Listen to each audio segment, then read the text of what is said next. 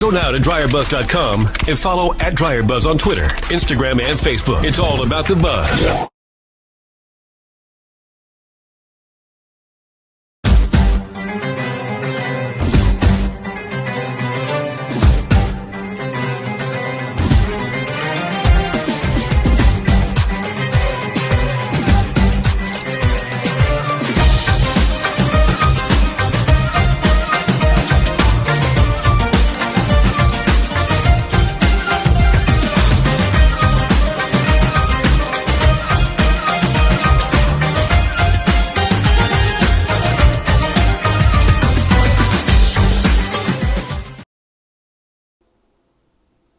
Hey guys, welcome in. Let's get this started. Let me tell you, I feel so backwards right now. Let me do this. Let me do this. Let me figure out. I thought I had it. You know how it happens. You try to do something a little different. So welcome in everybody to Dryer Buzz. Okay, this is it normally is how to get out of bed, but now we just can go on into a buzz it or bash it. Cause I come on here trying to get people through all this anxiety and all this stuff and waking up and starting the day, and then we go to grabbing our timeline and start scrolling. Can I just tell y'all, oh ye of little faith, oh ye of little faith, and I'm not. I'm a faithful person, very faithful, and one of the millions of people out here that that deals with that thing called church hurt. Like I can't sit there. I can't sit through the hypocrisy that is now the most entertaining era of our time. These things that are going on in church, and I want to talk about that. That's just one of the headlines.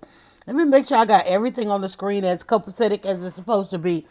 This is Dryer Buzz. Let me tell y'all, trying to make it to 2020 and 20 years I have been telling these stories, going inside these headlines, trying to get us to the source, beyond the pundits, beyond the media apartheid. And one of the original digitals, and just trying to keep it going. And listen, there is no shortage. There's no shortage of stories, but this stuff here, I'm gonna grab another device here, and I'm sitting at the desktop, and I'm just finished having breakfast. I didn't even have time to put up the dog. I come racing back in. I've already been out for the morning.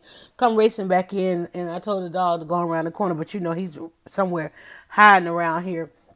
But he hears him podcasting now, so he's like trying to hide out. I want to get through a couple of topics this morning. I don't even know what order to start in. If you are catching this in a live environment, you probably looked at the title and you saw that I said, folks are out here speaking in tongue, misreading and misleading. Misreading and misleading.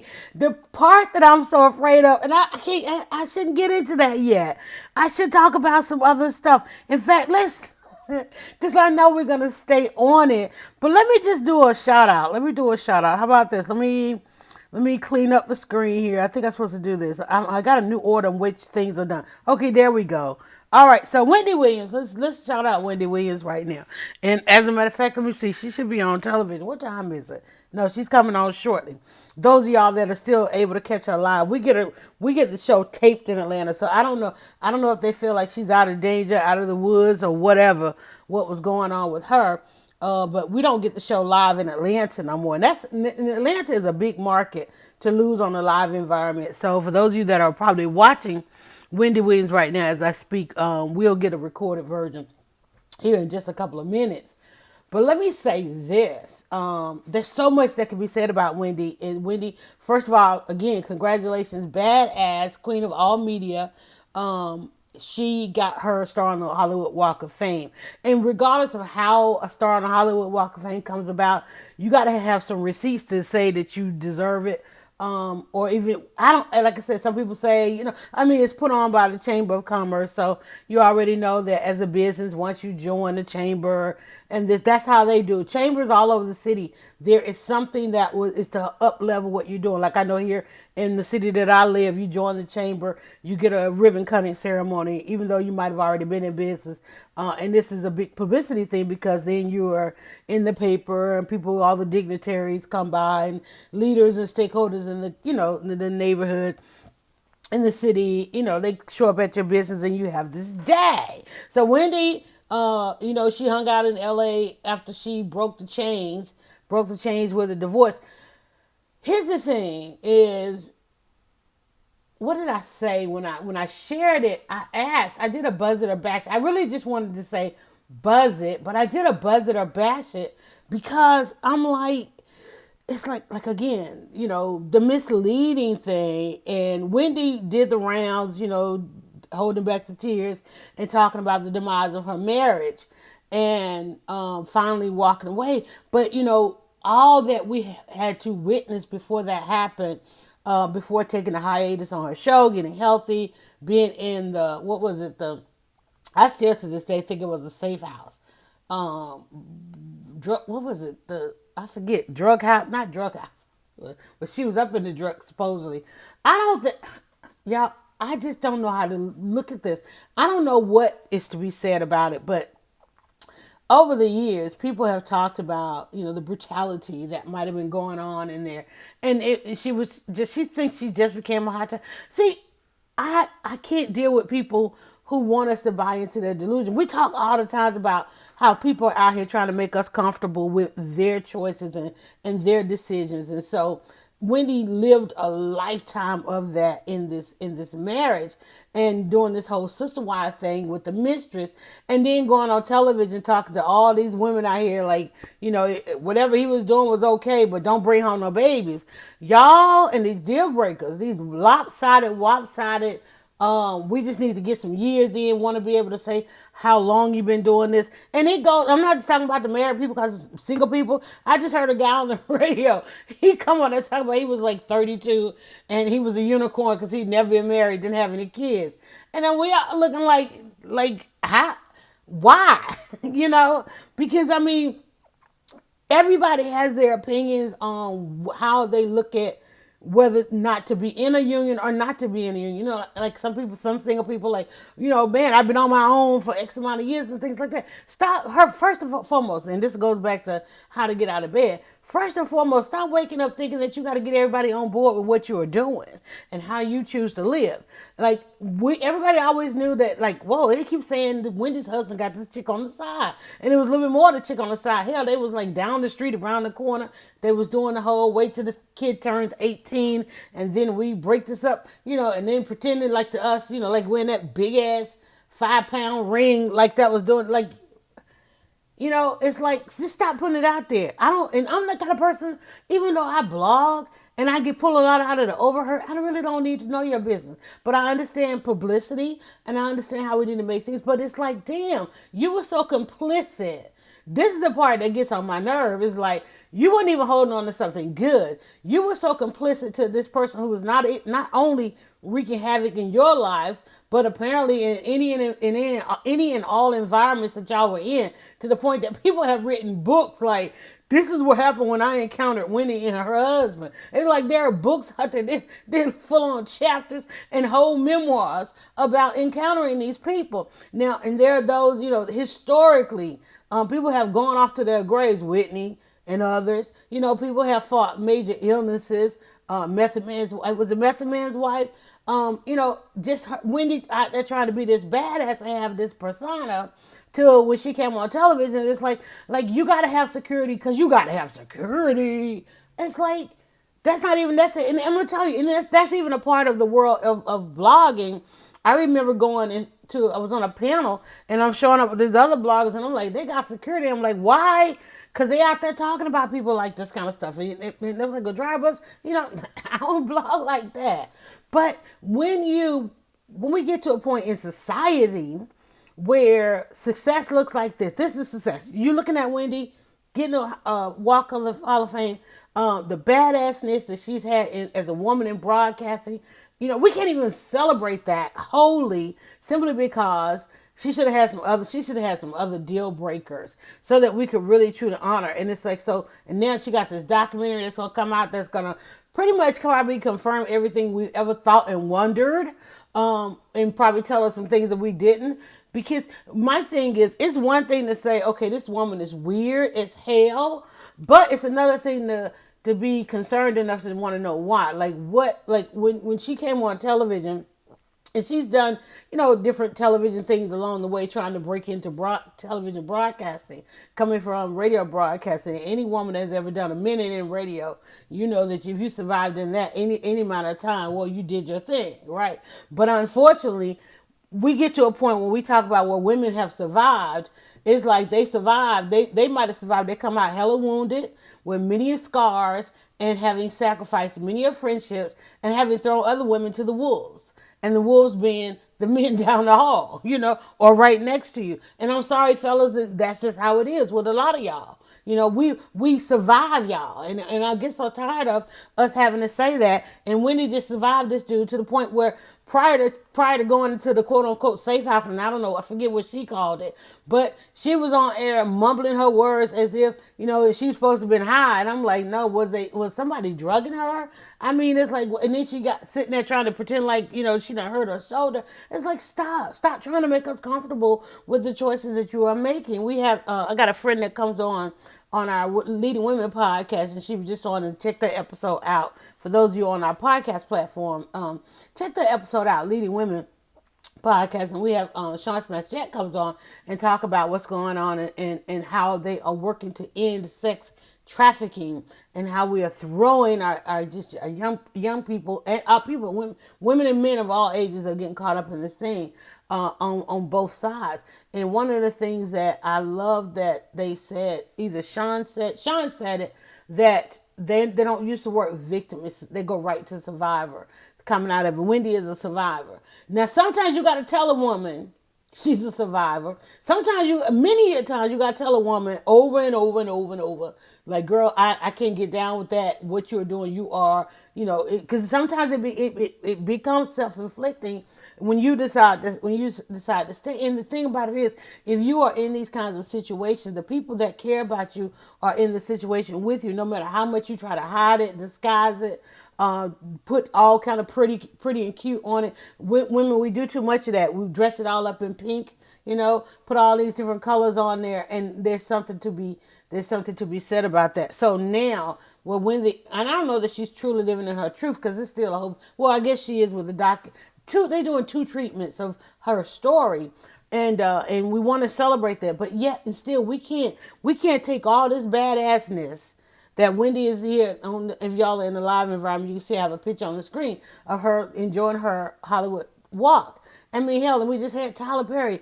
And then, all these people that are out there that we deem success, they come through so much abuse. When are we going to see the person that came through, not in spite of all, like with her? She was just on the air the other day, and they took a family picture. They were all down in Miami, took a family picture. And she talks about how, the parents, she became the favorite after she got on television, and after they realized that people were applauding for the weird daughter, right? Because she was the weird daughter. She still is the weird daughter. She's weird. It's like, and look at how long, and I've been in this blogosphere for 20 years, and all those 20 years, people have been questioning her gender, because it is what it is. I had to take a breath legitimately, because I've been talking for a while. But and two, because it's exhausting, because we have the success of a woman who made it through broadcasting, who fought away on the television, who is surviving, and they're changing. I turn around, look at the TV now, and these talk shows keep changing and changing and changing, and she survived that, and her show has gone on. And it's amazing how much time that it has gone on, even with all the things that have happened. And so I know that she is full of faith and grateful now that even come through this last debacle that they invited her back and renewed. But then to hear the show is renewed, and then that the ex-husband is no longer involved, and everybody's like talking about how much better it is to work there. But here's the other thing. Y'all putting up with all this stuff for the paycheck. And I understand, believe you me. Because let me tell you, I live a life where I don't want to have to deal with that no more. I got enough wounds of that, trying to survive in some of these entities and so forth. And I was like, you know what? Let me see what the struggle life is like. Let me see what it is to wake up on my own terms, plan out my day, get some, things going. And yes, I'm like, man, I want to get back in those walls. But then, man, how much do we want to continue to go just with this tearing down that happens. So even though I got this beautiful picture here of this woman celebrating her Hollywood star on the Hollywood Walk of Fame, her years in broadcasting, we still can't say to a daughter or a son, do that. That's how you do that. We can't say that. We can't say that at all. Even with when Tyler Perry got his, it's like, I don't want to have to. I mean, his parent, his he talk. I mean, the abuse. And what do you do when you say to a child that you're trying to raise healthy? Like when everything right now is so opposite of what it ought to be. The successful person ought to be a happy person. The successful person shouldn't have so many wounds. They shouldn't have. And of the last 20 years since I have been blogging, I promise you, every last one who gets to a certain level where everybody would love to be rich, millionaires.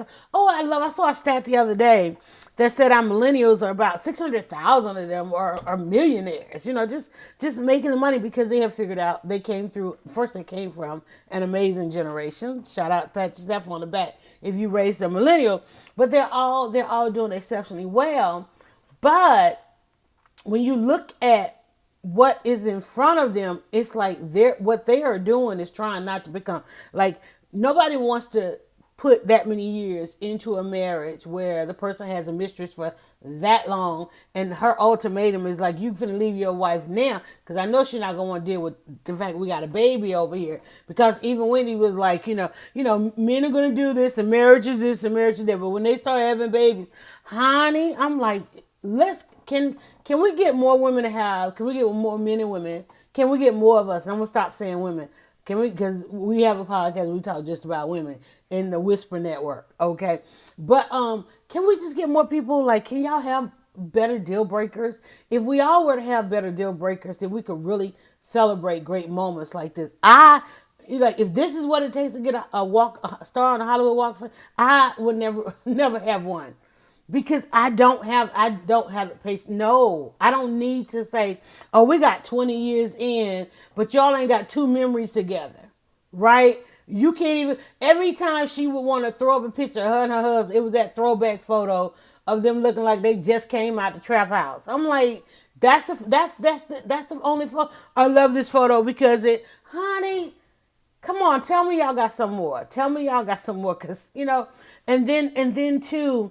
The minute they separate and start going through the divorce proceedings, your son, he got arrested, right? Because they were fighting with the father. Now, mind you, it is natural for a child to raise up against an authority figure, right? That's a natural thing. Every level of human, beyond human, animals, with all do. You're supposed to challenge it, but you don't challenge it with that level of disrespect. That level of disrespect where outside entities got to separate y'all. It's all done out there in public and all that kind of stuff. So I worry, and I'm pretty sure she does too, because she should have had some other deal breakers, and now she's got this kid that came through that. And I mean, if other people write memoirs and books about having to work with and encounter these two people, the hunters, okay.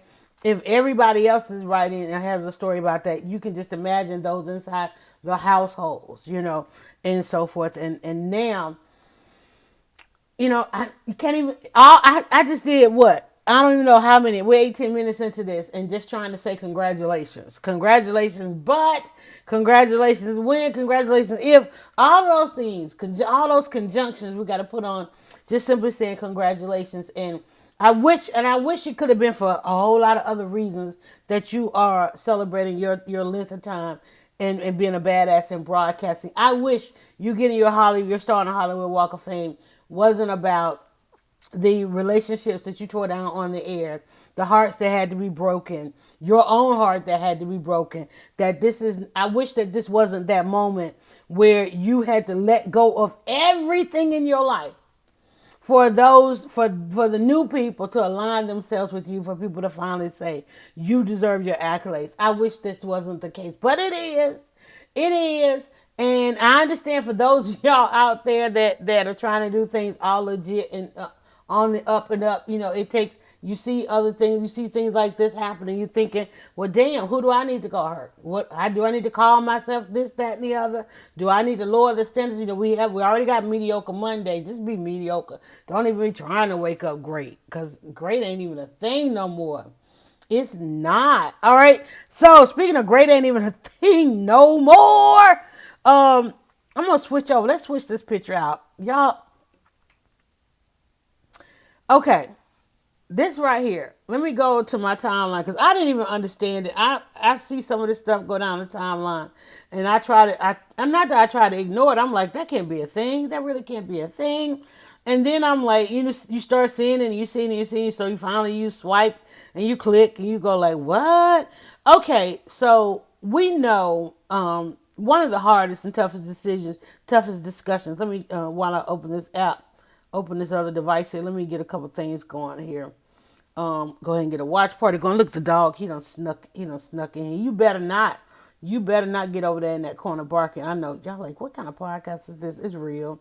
It's real. I'm doing a couple of shares here if I sound like I am stolen, I'm doing a couple of shares. Okay, so I'm going down my timeline. Now, mind you, we got another preacher we're going to talk about because we're talking about people out here misreading and misleading, misreading scripture and misleading. And then I got a couple of shout outs. One of the stories I didn't put on there. So I saw this come down the timeline, and a friend of mine, Facebook friend, there's a page out there now called Church Folk Revolution.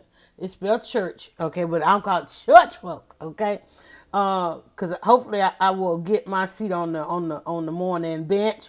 But let me tell you, okay, Church Folk Revolution is a page now on Facebook, and they are transitioning or added to another thing. So this picture, if you're in the live environment, I have a picture on there. There is a male, a non-black. I don't know how he self-identifies. Normally in the South, you see the color of his skin and you just go, he's white. But I'm going a little bit deeper than that now. I'm tired of that one. But it says controversial image of Kevin Adele, whatever, suggesting his control of black preachers that many find offensive. And the photo was actually pulled from change.org. But it said Kevin Adele, I guess it does. Wait a minute, I'm getting all these pop-ups here. All right. Shout out to monetizing your website. All right. Kevin Adele, the white owner and CEO of the Word Network, built the largest African-American religious network in the world, refused to apologize for sharing a meme which depicts him pimping popular black preachers. Okay, the refusal comes amid a recent petition. That's why the photo comes from change.org. A recent petition signed by more than 100 prominent black clergy calling for a boycott of the network until he apologizes for his alleged racial insensitivity. Well, let me tell you what racial insensitivity is y'all running over there. See, this is what we talked about. We talked about Tyler Perry opening his studios. You know, Tyler Perry opened his studios, and whether they know it or not, they got some beautiful invitation to come down to the studio and celebrate the opening. But what Tyler was doing was, now mind you, he was extending an olive branch in one hand and whipping them in the other, because all of these people, for the most part, those for whom he had not given a paycheck, those who did not at that time, who does not now feel some type of loyalty to the richest, the biggest, the largest studio. Tyler, most of them, when Tyler started, and remember now, we had one of the first interviews with Tyler Perry, and I brought it up out of the archives and played it for you. Some 12 years ago, we interviewed Tyler, and he talked about, his future, his visions, and hell, we were just talking about Tyler Perry's store. And Tyler Perry now is Studios with an S. Studios with an S. They said that it marvels and is larger than anything out of Hollywood. Certainly anything here in the South. In fact, in Atlanta, most of the film industry came here because of the relationship, the business formula that Tyler Perry has. Now, Tyler Perry had all these people on his red carpet, but most of those people were some of the same people that talked about his art, the entertainment that he was providing to his audience, and called it absolute buffoonery. You also know that he named one of the sound stages for Spike Lee, and there was a wedge between the two of them because they felt like, or they were pumped up to be like they were two different spectrums, and so Tyler had fought. Tyler had to fight the buffoonery also from the theater. You know, the stage that plays that Tyler did was considered part of the chicken circuit. Is that it? Chitlin circuit. And that audience, the audience would never be found that were refined to going to see the thespians. And I mean, that's true and real, right? But at the same time, again, look at the multitude of success he was able to amass behind the business. But at the same time, Tyler spent the past 12 years trying to hang up the dress. You can go and listen to what we talked about by the man of the dress. But what the saddest part about the opening of Tyler Perry Studios, the saddest part about that was the fact that while standing on that carpet with all the black excellence, what we deem to be black excellence, until we find out what they really got going on, what we deem to be black excellence in the leadership and everything that Tyler stood there with, there is no there's no product out there. There's no production. There's no level of ownership out there where they have truly collaborated. Now, Will Smith was there, and Will had a collaboration with, I think, Blair Underwood and a couple of others, where they tried to greenlight some movies and have their own distribution. I don't know if black people have ever really truly owned distribution, and that's kind of how I came into this, looking for that, which is one of the reasons why I named my publishing company Distributions, because we needed to have a foothold on distribution. Somebody need to control what they call some stops, some locations, some places. Where can we send? How do we syndicate some stuff? How do we, when you hear we need to control our own story and control our own narrative? Well, even when we try to do that, here's what it is. Because I'm gonna tell you, all these people, and in this picture is the new prophet that's on the social media prophet is on there. I don't even know his name. Kurt Franklin is on there. Creflo Dollar is on there. And I think that other guy, I don't know who that, I think that's the guy that came out of New Orleans. I guess I don't see the photo of those in the photo. But it said, back to this preacher and pimping everybody. One is, it's okay. It's understandable to when you're choosing where it is you want to put your product, and it's understandable. There's something about us doing business with one another, so it's understandable. I mean, everywhere you look, black folk are going elsewhere. We we're going to do business with them, and it's twofold. It's definitely twofold. So while it may have started as okay, I don't know. I don't know. Because I'm going to tell you, I remember having streaming service, been live streaming for 20 years or more. And one of the reasons, let me tell you the initial reason that people often go elsewhere, why the black on black thing doesn't work. Because one, the mindset of the upfront money, the mindset of putting together the money to create. We're not there. In fact, we're talking about this next week on leading women from a women's perspective. Like we're going to talk about who's out here funding women. When you hear, and I asked the question, if you follow me, you saw it on my timeline, where I said, do you support women? And most people will say they support women. And you ask them, well, do you fund women? Like say for instance, I just did a 90 episode podcast. Well, even Prince talked about this. Prince talked, and we can always relate to Prince in a lot of things. In fact, I had the same discussion with Will Packer early on, because my question to Will Packer is like, well, why are you guys going to these other entities? Why are you guys not working together? When you think about the content that he creates and the content that Tyler creates, well, everybody's out here creating content, but Will was up front. Will was like, there's nobody investing in the money to create. So that's why we are beholden to still going to Hollywood, because you can go out there with an idea and get the money to come back and make it.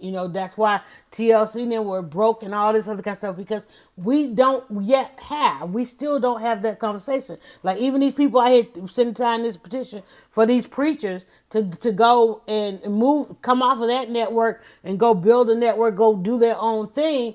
It's like, well, you only put money in the end, whether you put it in the plate on Sunday, okay, or there's a whole time well before that money is needed. Even in politics, everybody wants to see a certain person on the ballot. Well, there's a whole lot that has to happen before that, and unfortunately, in the black community, or in black banking, I don't know, black folk, black DNA, down to the cellular molecular system of who we are, we cannot have that conversation. And I'm telling you, I've been at the table of many organizations. I saw an organization, I was like, oh wow, they're still around. They're getting ready to have an event. We're gonna talk. We won't talk about that, but they're getting ready to have an event. I'm like, whoa, they're still around. And I just remember how many times we were at that table, and I was like, listen, you keep wanting, they wanted what the initiatives they have, they wanted to funnel those initiatives through the church, right? And I'm like, but why the manner in which they want to do it is like, we got to stop asking people to get it in the end, wait for it in the end. This whole reverence, or the manifesting it and all that kind of stuff. Listen, it takes time and money. Before I came home and got back home and sat here and did this podcast, how much, and you can ask me, how much does it cost? Oh, I'm on a whole bunch of free platforms, but there's somebody somewhere fully reimbursing each expense. Write that down, FREE. If you ever hear it again, know that it is Dryer Buzz. Let me tell you, we expect too much free stuff out here. So am I giving this guy some kind of excuse? No, but I guarantee they went over there simply because that conversation was there in the beginning about that. So now for him to go and do this, if this is what he's doing, like, no, you can't turn around and say you pimping everybody because he has some kind of ownership. But black folk, let me just, and everybody else that's trying to do like black folk, because this is what happened. They try to appropriate black people, and then they realize that in a lot of stuff that we do, there's no money in it, because we don't put, there's no, especially no upfront money. Then they're like, well, how are they making it? Because, this misleading and misreading, trying to manifest everything, and it'll come one day, and we just keep on going, and all this kind of stuff, and everybody else is like, then you get mad, everybody else is going to the bank, and everybody else is on the Forbes list, except for the ones that kicked off the trend, and this, that, and the other, and so forth and so on. And when they really, basically, when they look at the bank statements and the P&Ls and all that kind of stuff, and they realize that, wait a minute, y'all don't fill out these other addendums to your tax form. Like, wait, you just the first 5 questions on the tax form, you don't get over there to the investment side of things? No, they don't. And they look at it like, wait, how are y'all doing this? It's just popular. It's just popular, and there's some residual to it, and there's some royalty to it, and there's some well after and all that kind of stuff. And I was working on a blog post, and I was gonna go from this essence of securing the bag. Let me go get these comments. Hold on. Let me see if I can. I need another. Oh wait, I got another device. Duh, I'm sitting at the desktop, y'all. This desktop has really become a part of the furniture. Let me see if I have Facebook open on here. I see comments coming in, and I want to grab those comments. I need another device. Desktop is a device, girl. Let me open up Facebook here, because I see comments are coming. But the thing about it is, and I know, and I see Henry's coming, and I know where Henry's going with that. But go over on the Drivers page and check out Church Folk Revolution in this post. White owner of the Word Network. So let me get that done. Let me go over here and grab comments on this too. But we've got to get to a point where we think about that. And I think I was going to tell you on leading women. Let me see. Hold on. Yeah, there my comments go. Okay, I'm bringing you guys up. It's happening all the way around, or in everything that we do. People are out here appropriating. Out of North Carolina. Let me see. Greeting, welcome. Okay, gotcha. George Bloomer. That's George Bloomer. Okay, hey lady. Let me see. Let me make sure I get everybody's comments there over there on the Dryer Buzz page. No, they're on my page. Okay, I've got a watch party going on my page. And we're also live on Dryer Buzz, we're live on YouTube, and we're live on Periscope. We're live everywhere. The minute I hit the stop button, it's going to become a podcast, and it'll be syndicated on all your favorite podcast platforms. You can always go to dryerbuzz.com to find your favorite channel or where you want to scroll and where you want to troll. Either way, as long as we get some numbers, okay? All right, so the refusal comes amid a recent petition signed by more than 100... Look, it should be more than 1 million, right? When you think about it. But more than 100 prominent black clergy calling for a boycott. And so this is the thing. We keep asking folks to boycott. I don't get down with the boycott. And guess what? I have found that I rarely have to boycott. Because one, I've never watched this network. I don't do the Bedside Baptist. And I'm just not down with the church thing right now. Because I've been sick and shut in for a while. And then damn, one of them knocked on my door. But anyway, let me just tell you. Calling for these boycotts. When we do these boycotts, we never really have an alternative, right? So if you want to take away the millions of viewers that they have on this network for any amount of time, are you sending them somewhere else? And this is again, because we don't understand the numbers, you can't just tell people to stop doing something. You must relay them on to something else. And I was getting ready to talk about the secure. We're getting ready to do, when I talk about upfront money, is in this vein, we're getting ready to do a series. If you look at, I think the word rescue and secure has the same letters. We're all down for the rescue. We're never about securing any damn thing. And that's what happened. So, okay, on Monday, the Detroit chapter of the National Association of Black Journalists, y'all can stop right there. Because let me tell you, that's Detroit failure. Okay, Detroit ain't done nothing but fail. What are we looking to Detroit for? And I'm not trying to be mean. I'm just saying, in reality, and let me tell you, talk about survivor mode. And I'm not going to say that Detroit has failed, because while Detroit has always been the best example for those who accomplished, when we talk about, like we were talking about with Wendy, it's still a lot of things out of Detroit. You can learn a lot from Detroit, but there's not much coming out of Detroit that you're going to say, let's do it that way, right? So, and then add to that, you're going to add to that the National Association of Black Journalists. Now, how the National Association of Black Journalists going to get in on this anyway? Because you can't, if you tell them to stop broadcasting on Pimp, what's his name, Adele network, ain't nobody over the National Association of Black Journalists ready to pick up any of these shows. Where they going to go? Right? I'm telling you, I mean, people get fired from their jobs and they turn to their association. Rather than trying to help that person, the association went around that person and already contacted them. You need to put another black face in that job. They letting people know that person. Listen, y'all better check some of these associations that you are in, okay? And I'm very close to this association, and I've been asked to join, and I was a member at a time. But I was like, wait a minute, I don't know that this works for those of us in the digital realm. They was like, well, you're a leader in the digital realm. You can, I understand. But there's something that I require out of an association, and y'all are not it. Okay, I'm just saying, National Association of Black Journalists is a historic organization. They just came off of their convention, and it says, on Monday, the Detroit chapter of the National Association of Black Journalists also joined the chorus calling for a boycott of the network, demanding that Adele meet with Detroit NABJ and other organizations, issue an apology, not a refund, but an apology, commit to undergo diversity training. He been trained very well.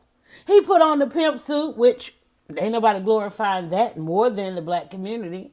And he was like, this is who I'm pimping. I mean, he probably thought y'all were going to share the meme 50 million times, as you do. He been trained. He got his diversity training. I created a channel by which these people can come on and pimp their community.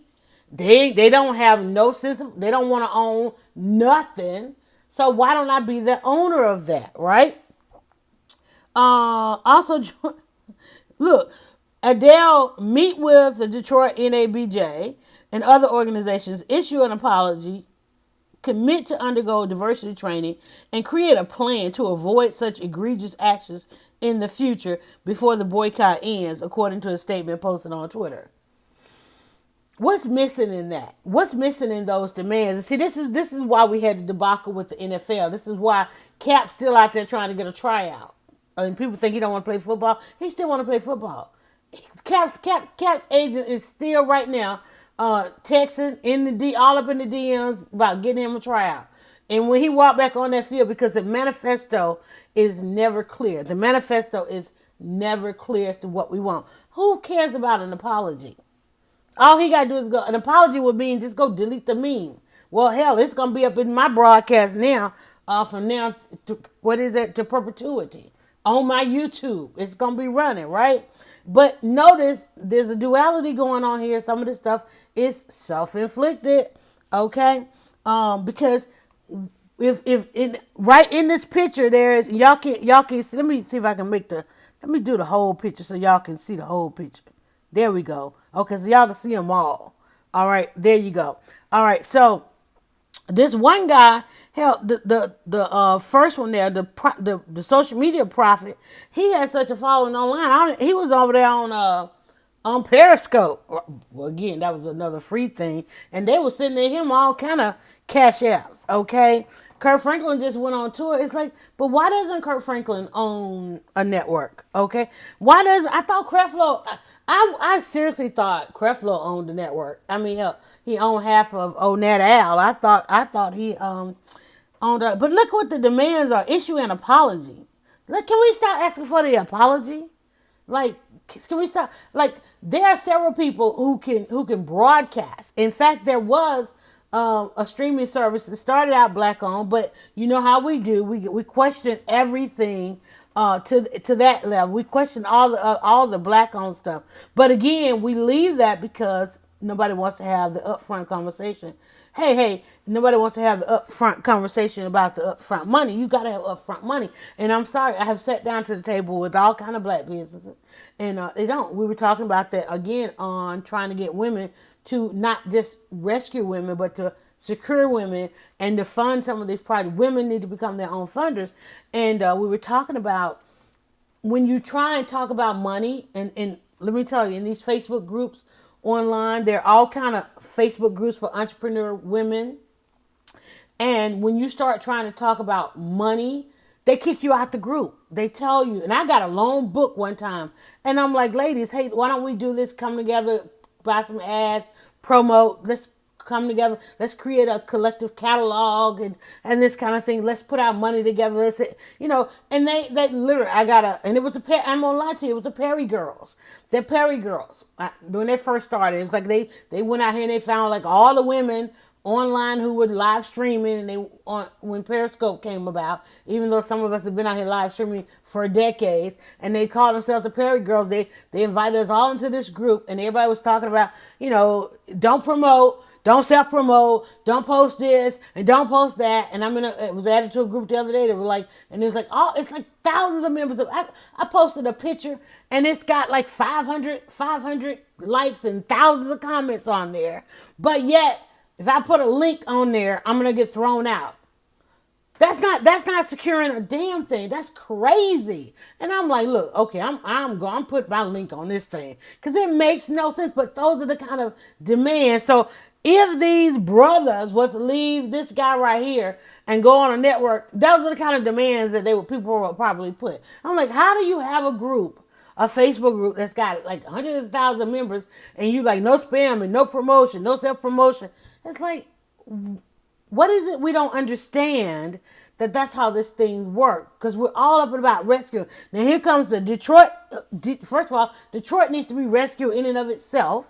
And then the Detroit NABJ, which needs to be rescued in and of itself. Their keynote speaker was Tamron Hall. One of the keynote speakers at their convention was Tamron Hall, who just got kicked off of one network.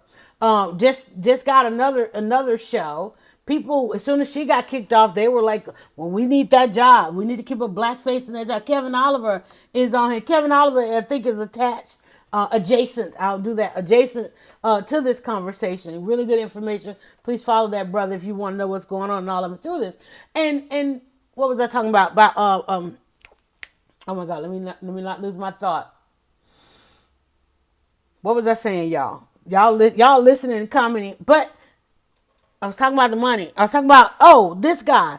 It's like there's Tamron Hall. Tamron Hall. So I'm remiss that the Detroit NABJ is called it has joined this, that the story is that the Detroit NABJ has joined this, because at the NABJ was talking about Tamron Hall when she got fired from, or left, amicably left, NBC, and you know all the stuff that was going on with NBC, and she should own that third hour over there. And there's still some controversial stuff going on over. Tamron left, and they talking about the girl that they got over there now. She fighting to wear her natural hair. It's like, oh, she's wearing her natural hair. Why is that even discussed? We're not gonna talk about her natural hair, because the anchor that y'all tried to keep on there, he's getting ready to go to court for rape.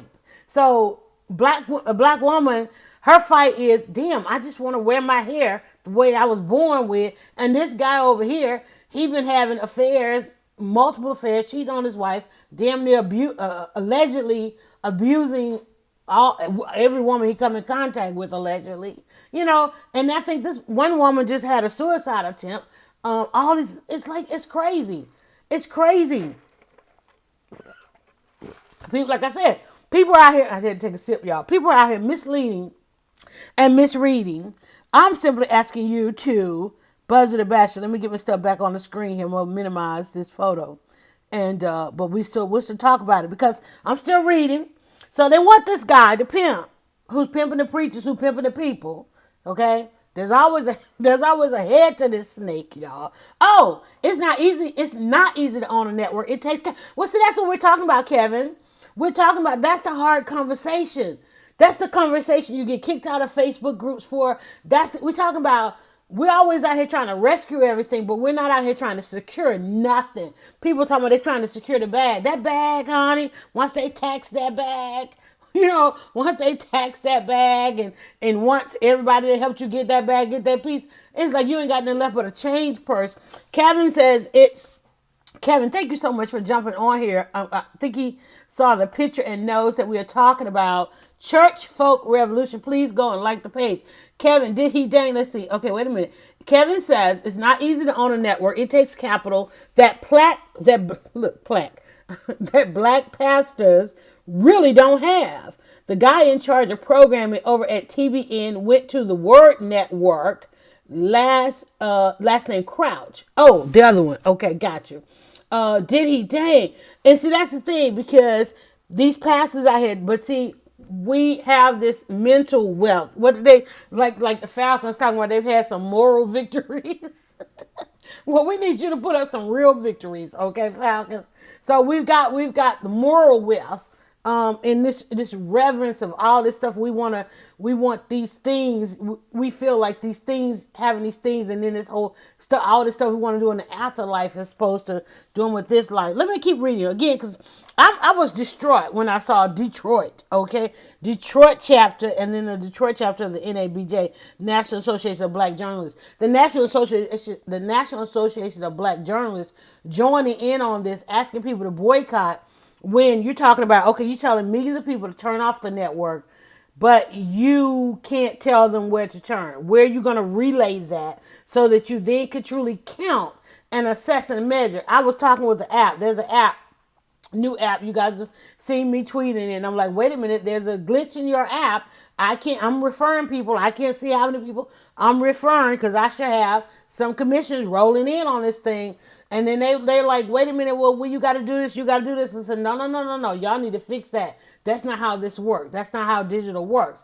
And they were like, well, let us make this right for you. I'm like, no, you're not making it right for me. You're making it right for you. Because the minute I stop talking about you, and the minute I tell people not to use you, then not only would I not be getting a referral, but you won't be getting a referral. It's like, so you're not making it right for me. You're going to fix what you're out here trying to do wrong. You ain't making it right for me. They was like, well, we're going to go ahead and send you. You're damn right you're going to go ahead and send me my money. But you're going to fix it, not just simply because I want you to fix it for me. I want you to operate above par. I want you to be, this is how I know the digital realm is supposed to be. And here I am now, I don't mind fighting a one-woman war. And I'm telling them, I'm not going to allow you to come into this realm and operate in this way, because this looks like, sounds like, feels like fraud. And we're not coming out, we're not going to take advantage of people like this. And you don't know the opportunities that I have by which to speak about you. So therefore, we're going to fix it. But you ain't fixing it for me. You fixing it because that's just not how you operate. So they go on to say the image is repulsive. I'm not repulsed by the image because this is what y'all been glorifying forever. And guess what? There's a television show on now that everybody's watching. It's called Godfather of Harlem. Well, the one reason it ain't called Harlem Godfather is because they want to shut out those who wrote the book called Harlem Godfather. So they're going to call it Godfather of Harlem. But then your actress goes online and talk about, well, in order to prepare for the role, she read the book and listened to one of my podcasts and found out how adamant the character, the woman that she's portraying, was about how she and her husband are to be portrayed.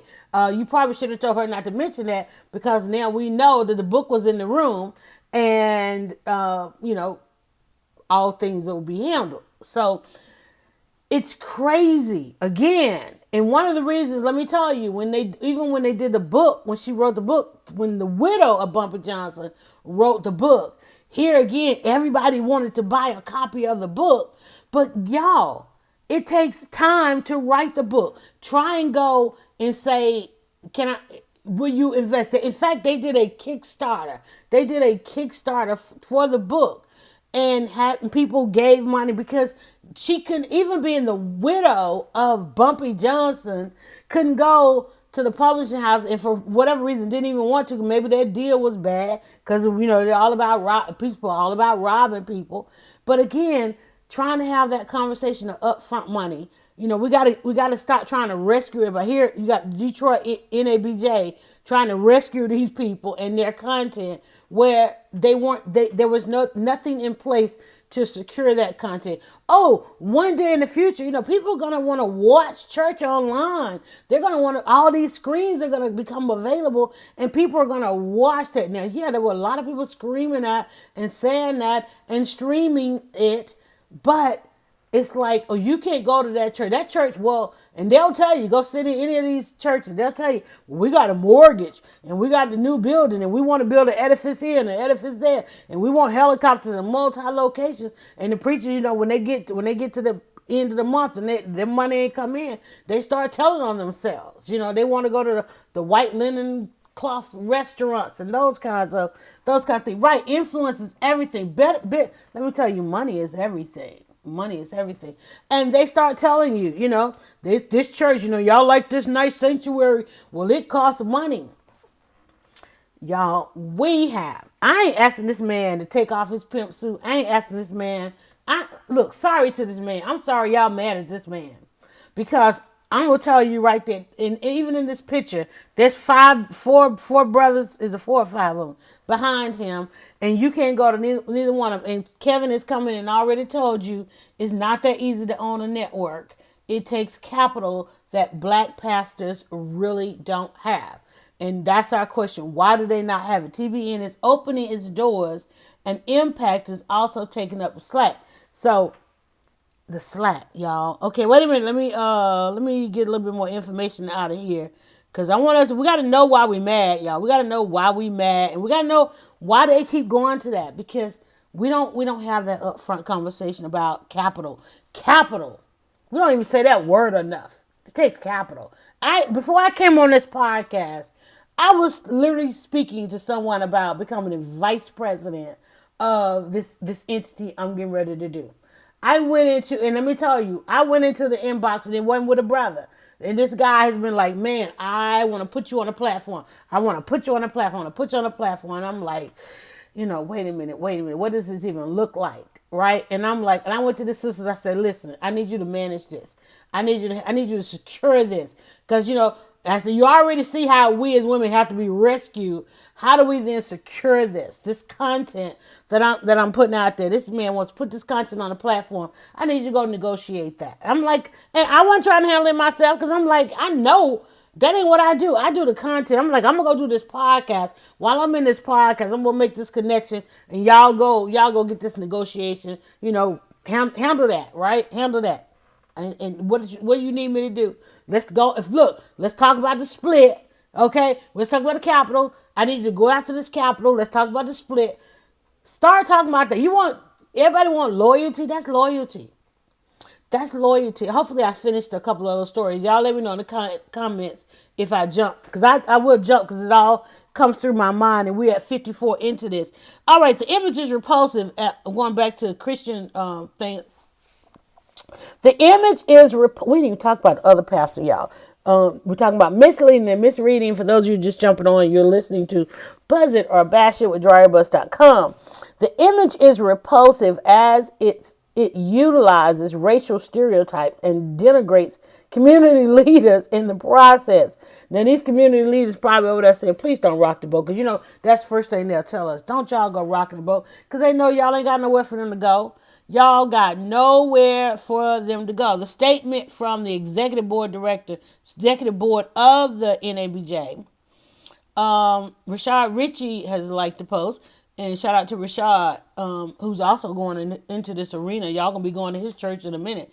It is doubly disturbing because your station's marketing material promote the Word Network and the 910 AM radio station as a home of black voices. Okay, isn't that like every radio station that's out there? I mean that's like all of them, right? Every last one. And I think even Radio One. I think they even. But isn't that like all of them? Y'all been listening. Y'all been listening to Tom. Y'all listen to. Is Tom still on the air? Y'all listen to Tom Joyner, for half a century, and he's been where on every station that has not been black owned. I don't know. We're gonna have to let that go until black owned becomes a capitalist conversation, as Kevin said. Until it becomes a capitalist conversation, and stop asking people, let's just do this. It's gonna pay off in the end. Y'all gotta learn how to secure. If we start talking about securing stuff up front, we won't have to worry about rescuing it in the end. Come on, how are you putting these kind of demands on this pimp that you ain't got on the others? The National Association of Black Journalists, probably over there like, what is Detroit over there doing? Because National Association of Black Journalists, their newsletter, their email, they're like, what is Detroit over there doing? Because all the good jobs that they trying to secure are at white owned stations, not even at corporate owned stations. Let's just stop even saying white owned stations, at corporate owned stations, at capitalist stations, right? I don't know how many their dues that they getting, if they get them, if they collecting them, are coming out of paychecks that's coming out of. Come on now, this is insane. It is doubly disturbing because your station's marketing material promotes the Word Network and the radio station as home of black voices. Don't all of them. I think every last one of them. Let me make sure I got comments. I got some notifications going on here. All right, now this is part 2.